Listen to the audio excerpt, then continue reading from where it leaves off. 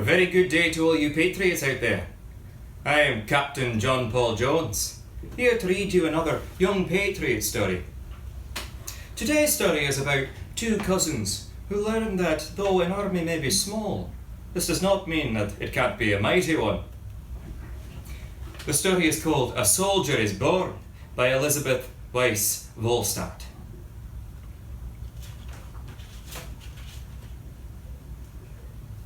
I'm quitting this army, if you can call it that, soon as my enlistment's up next month. Patrick stood to his cousin Thomas as they trudged through the woods behind their camp. I can chop trees at home as well as here. He shivered as melting snow seeped into his worn boots, soaking his already icy feet and toes. Would this long winter at Valley Forge ever end? The March sun might hint of spring, but Patrick felt as though he'd never be warm again. You can't quit, Thomas protested. General Washington needs every man and boy who can shoot a musket. You must stay and help us lick the redcoats. The only ones getting licked are us, Patrick growled. He pointed to a company of men in tattered clothes nearby drilling. Most ignored the beat of the drum as they plodded around a muddy, snow-dotted field. Look at them now. Do they look like an army? And their Pennsylvania brigade is no better. The previous summer, when they had both turned 16, Patrick had been as eager as Thomas to join the Continental Army, but the defeats at Brandywine and Germantown were discouraging. Even stopping the British advance at Whitemarsh, a victory of sorts, hadn't lifted his spirits. For then all fighting had stopped for the winter. They camped cold and hungry at Valley Forge, waiting for a spring that was slow to come. Thomas stepped around a melting snowdrift. "'Tis true we've not accomplished much this winter," he admitted. "We've sat around and froze, that's all we've done." Patrick said, "If Pa hadn't sent Mary and John along with some pork and turnips, we'd have been living on fire cake and like to starve to death." He held up the axe he was carrying. "We can thank Pa for that too. And most useful tool we've got." He pointed the axe at a fallen oak tree, lying on its side at the edge of the woods. "We can cut two big branches off that tree. Should give us firewood for a few days." Thomas nodded, and the cousins took turns with the axe. Wood chips flew into the air and fell on the soggy ground. The late morning sun slipped behind the thickening clouds. With icy hands, the two boys dragged the branches across the meadow to their small wooden hut, one of many that housed their company. An hour later, they were inside by the fire. "Is your mind truly made up about leaving us in April?" Thomas asked. "That it is. I see little hope in this starving band of men." Patrick pulled off his boots and wet socks and put his freezing feet as close to the fire as he dared. "I'll do more good helping Pa plant the summer crop." "And you would too, cousin." "Not me," Thomas said, rubbing his hands as the fire warmed them. "I'll not give up on our cause. Not even if it's a lost one. Not even then. Neither should you. Think, Patrick, of why our fathers came to Pennsylvania. They didn't want us growing up under the yoke of British rule, as it was back in Ireland. Sure, and you've listened to the same stories I have, about rents and taxes beyond any man's hope of paying. Aye, but the wooden floor flew open, letting in a cold wind that set the flames dancing and Patrick's feet tingling. It was Sergeant Mackintosh. "Patrick O'Connor," he said, "you are to report to the parade ground immediately. Baron von Steuben needs more men for his drill. There aren't enough men in General Washington's honour guard to form a proper company." "But sir, I'll not be staying in the army past next month." "Not according to my orders. See here, it says Patrick O'Connor joined up for 2 years. But I didn't. I just signed on for 9 months. There must be some mistake." "Maybe the sergeant is looking for another Patrick O'Connor," Thomas offered. "There are many O'Connors in Pennsylvania." "If there are, 'tis of no matter to me," the sergeant said to Thomas. Then he turned to Patrick and said, You're Patrick O'Connor, and your name is on the list. Now step lively." With that, the sergeant closed the door and was gone. Thomas looked at Patrick. "Sure, and I wish my name was Patrick. I'd be right proud to be in the Baron's company. I hear he'll be teaching marching and musket handling." "I handle my musket just fine," Patrick snapped. But an order must be obeyed. With a sigh, Patrick grabbed some dry rags from his bunk and wrapped them around his still cold feet. Reluctantly, he pulled on his waterlogged boots. Then he picked up his musket and headed to the parade ground. There he joined a group of soldiers standing in the mud and snow. They all looked older than he, but what a sad-looking group they were. Waistcoats tattered, boots bound together with rope, and breeches pieced together like quilts. How could they ever hope to defeat the British Army?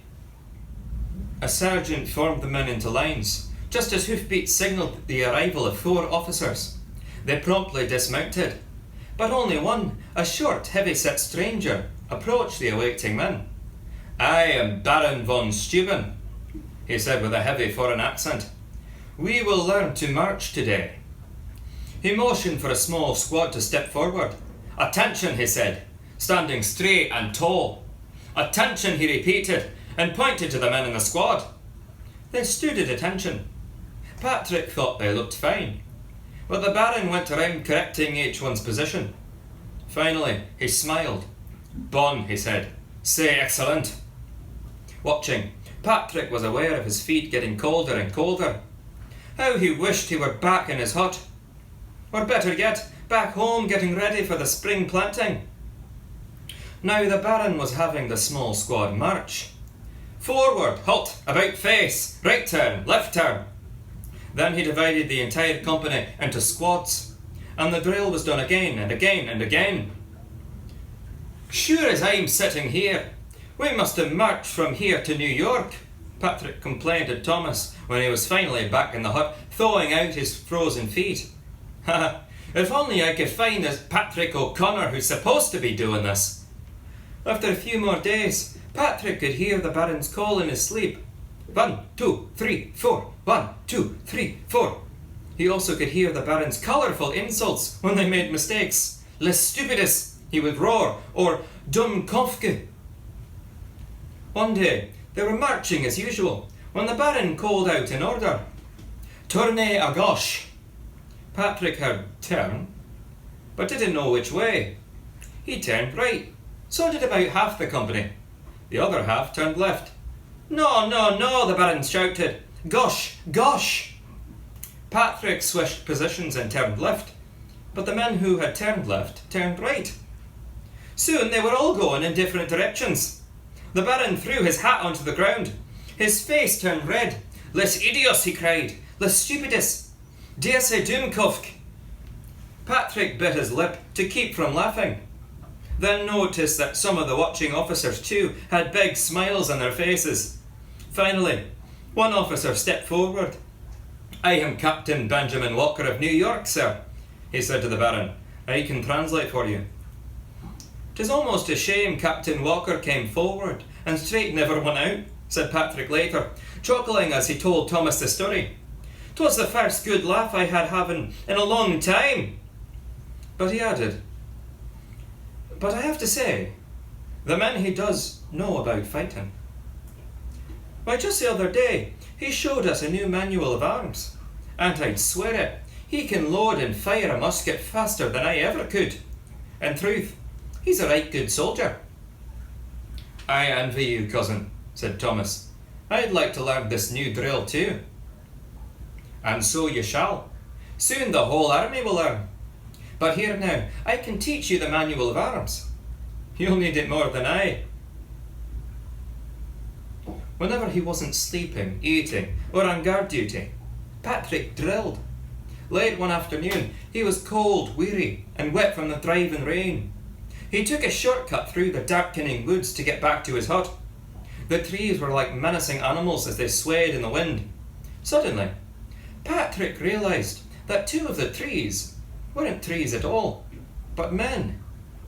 He was about to call out a greeting, but stopped when he heard a horse neigh. Only officers had horses.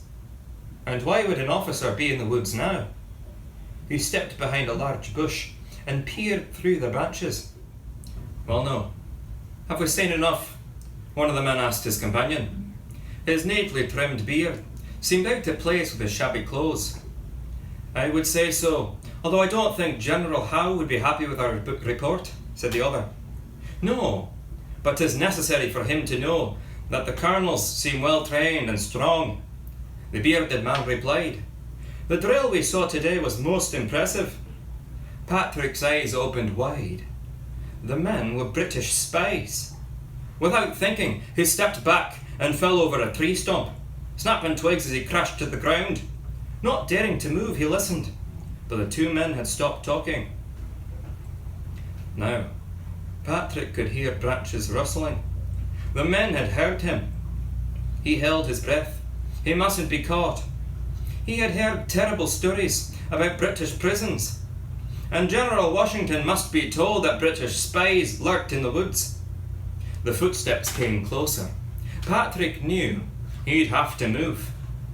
He took a deep breath, gripped his musket, then sprang to his feet and started running toward camp. There, yelled one of the men, catch him! Footsteps pounded behind Patrick, but he knew these woods better than they did. Spies, he yelled as he zigzagged through the trees. Spies on the hill! The footsteps behind him stopped, but Patrick kept running until he reached his camp and Sergeant McIntosh's quarters. Spies, he gasped when the sergeant opened the doors of his hut. Patrick gulped in air as if he had just remembered to breathe. British spies in the woods, right up the hill. We must send men out to find them. The sergeant touched his shoulder. Come in, lad, and I will tell you a secret. They moved close to the fire. General Washington and his aides know that British spies are about, said Sergeant McIntosh, but they want them to see the model company and report back to General Howe that our army is strong and disciplined. For now, our orders are to leave them be in the woods.